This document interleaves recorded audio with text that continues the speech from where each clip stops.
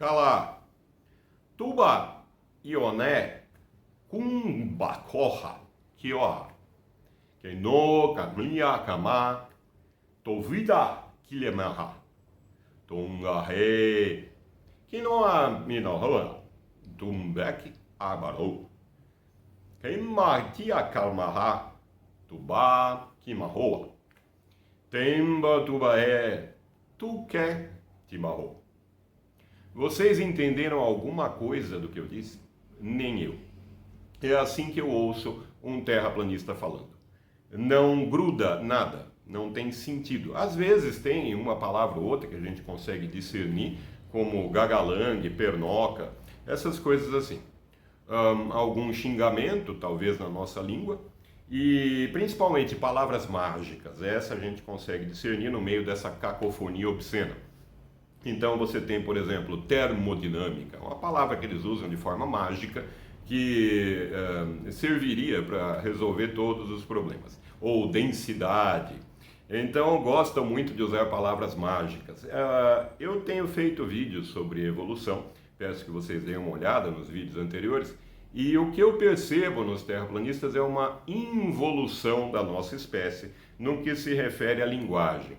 Então parecem crianças ali na primeira infância tentando se comunicar ainda. Essas crianças se comunicam de forma melhor, mesmo não conhecendo ainda os rudimentos do nosso idioma. Então essas palavras mágicas serviriam para tudo. Recentemente a palavra termodinâmica está sendo muito usada.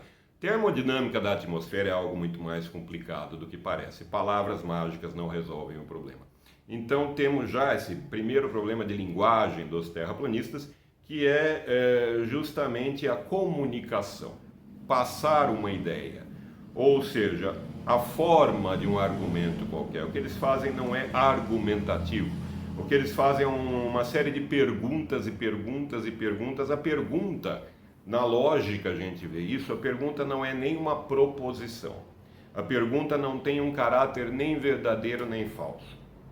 É como uma ordem, a pergunta não é nem uma proposição. Então o que eles fazem não é de caráter argumentativo de forma alguma.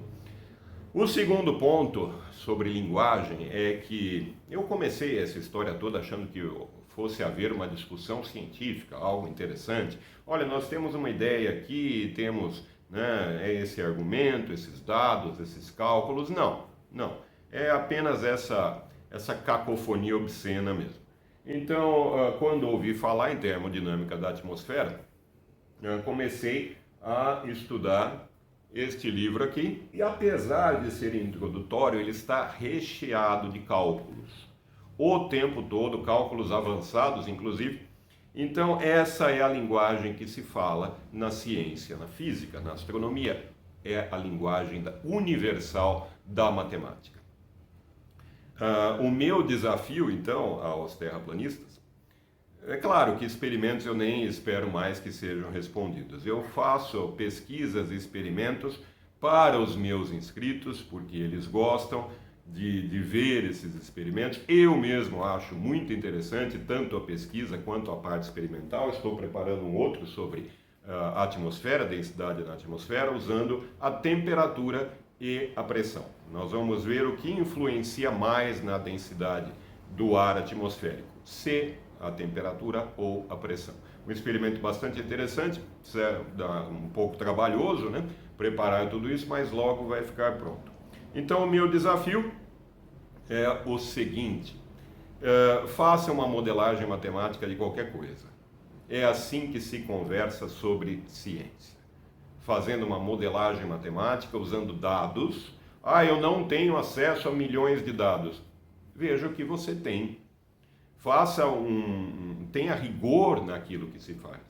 Não é uma conversa de boteco que as pessoas já beberam além do ponto. É ciência que estamos falando aqui. Então, se querem ser levados a sério, sejam sérios. É simples assim. Não adianta gritar algumas palavras mágicas que não vai resolver o problema. Então esse é o meu desafio, que façam uma modelagem matemática de qualquer coisa. e em qualquer nível, pode ser num nível escolar. Já é um começo, já torna a coisa um pouco mais séria.